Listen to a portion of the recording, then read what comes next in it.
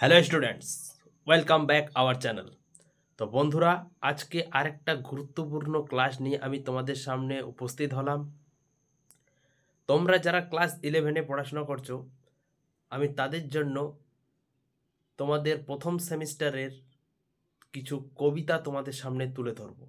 তোমাদের সিলেবাসে দুইটা কবিতা রয়েছে। এক, মাইকেল মধুসূদন দত্ত রচিত ঈশ্বরচন্দ্র বিদ্যাসাগর কবিতা, এবং দ্বিতীয়, কাজী নজরুল ইসলামের সাম্যবাদী কবিতা। তো আজকে আমি কাজী নজরুল ইসলামের সাম্যবাদী কবিতাটা বিস্তারিত তোমাদের সামনে আলোচিত করব। তো তোমরা খুব মনোযোগ দিয়ে ভিডিওটা ভালো করে দেখবে। ভিডিওটা সম্পূর্ণ ভালো করে দেখবে, কোথাও স্কিপ করবে না, তা না হলে তোমাদেরই বুঝতে অসুবিধা হবে।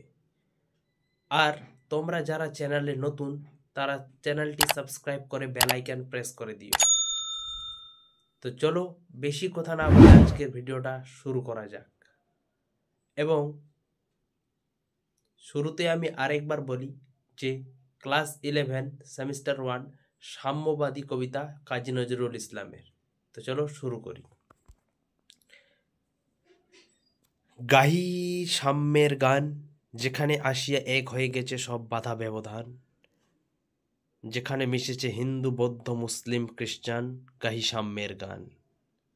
তো কবি কাজী নজরুল ইসলাম এখানে উল্লেখ করেছেন, বলেছেন তিনি এখানে সাম্যের গান গেয়েছেন, যেখানে আসিয়া এক হয়ে গেছে সব বাধা ব্যবধান, যেখানে মিশেছে হিন্দু বৌদ্ধ মুসলিম খ্রিস্টান, গাহি সাম্যের গান। নেক্সট বলেছে, কে তুমি পার্সি জৈন ইহুদি সাঁওতাল ভিল গারো, কনফুসিয়াস চারবাক চেলা বলে যাও বলো আরো। কবি এখানে বলেছেন যে তুমি কি পার্সি জৈন ইহুদি সাঁওতাল ভিল গারো, কনফুসিয়াস চারবাক চেলা বলে যাও বলো আরো। বন্ধু যা খুশি হও, পেটে পিঠে কাঁধে মগজে যা খুশি পুঁথি ও কেতাব বও। বলছে বন্ধু তুমি যে ধর্মেরই হও, পেটে পিঠে কাঁধে মগজে যা খুশি পুঁথি ও কেতাব বও। মানে কেতাব মানে পুস্তক নিয়ে তাদেরকে নিয়ে বলাতে হয়েছে। নেক্সট, কোরআন পুরাণ বেদ বেদান্ত বাইবেল ত্রিপিটক জেন্দা বেস্তা গ্রন্থ সাহেব পড়ে যাওয়া যত শখ। বলা হয়েছে এখানে ধর্মগ্রন্থর নাম কোরআন পুরাণ বেদ বেদান্ত বাইবেল ত্রিপিটক জেন্দাবেস্তা গ্রন্থ সাহেব পড়ে যাওয়া যত শখ। কবি এইসব ধর্মগ্রন্থগুলো সবাইকে পড়তে বলেছেন। কিন্তু কেন এ পণ্ডশ্রম মগজে আনিছ শুলো? বলা হয়েছে কেন এই পণ্ডশ্রম মগজে বা মাথায় নিয়ে আসছো শুলো? দোকানে কেন এ দকর কষাকষি, পথে ফোটে তাজা ফুল, তোমাতে রয়েছে সকল কেতাব সকল কালের জ্ঞান। বলেছে তোমাদের নিজের মধ্যেই রয়েছে সকল কেতাব সকল জ্ঞানের জ্ঞান, বা সকল কালের জ্ঞানটা তোমাদের নিজের মধ্যেই রয়েছে। সেই কারণেই কবি এই কথাটি বলেছেন যে দোকানে কেন এত দর কষাকষি, পথে ফোটে তাজা ফুল। সকল শাস্ত্র খুঁজে পাবে সখা, খুলে দেখো নিজ প্রাণ, তোমাতে রয়েছে সকল ধর্ম সকল যুগাবতার, তোমার হৃদয় বিশ্ব দেউল সকলের দেবতার, কেন খুঁজে ফের দেবতা ঠাকুর মৃত পুঁথি কঙ্কালে। বলেছে তোমার হৃদয়ে বিশ্ব দেউল সকলের দেবতায়, তাহলে কেন খুঁজে ফেরো দেবতা ঠাকুর মৃত পুঁথি কঙ্কালে। বলা হয় যে মাটির তৈরি মৃত যে কঙ্কাল, সেটাতে তোমরা কেন খুঁজে ফেরো দেবতা, এই কথা এখানে বলেছে কবি। নেক্সট, হাসিছেন তিনি অমৃত হিয়ার নিভৃত অন্তরালে।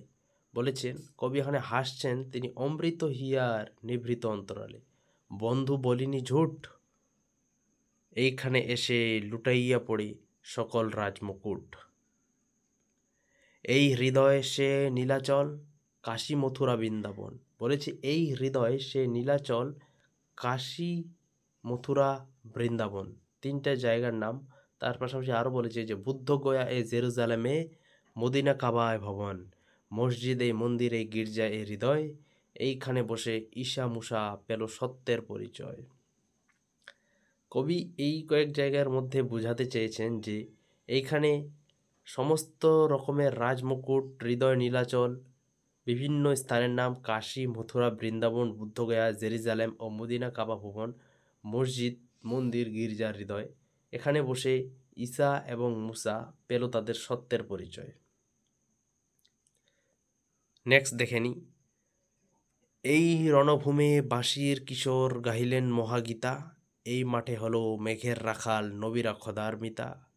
এই হৃদয়ের ধ্যান গুহা মাঝে বসিয়া সাক্ষ্যমণি, তজ্জিল্য রাজ্য মানবের মহাবেদনার ডাক শুনি।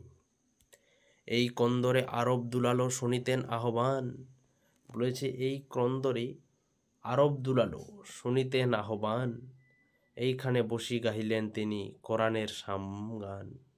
মিথ্যা শুনিনি ভাই, এই হৃদয়ের চেয়ে বড় কোনো মন্দির কাবা নেই। কবি এই কথাটার মাধ্যমে এখানে বোঝাতে চেয়েছেন যে এই হৃদয়ের চেয়ে বা মনের চেয়ে বড় কোনো মন্দির বা কাবা তিনি নেই। তো আজকে এই ক্লাসটা তোমরা মনোযোগ দিয়ে খুব ভালো করে বুঝে নেবে। তো আশা করা যায় এইখান থেকে তোমরা খুব ভালোভাবে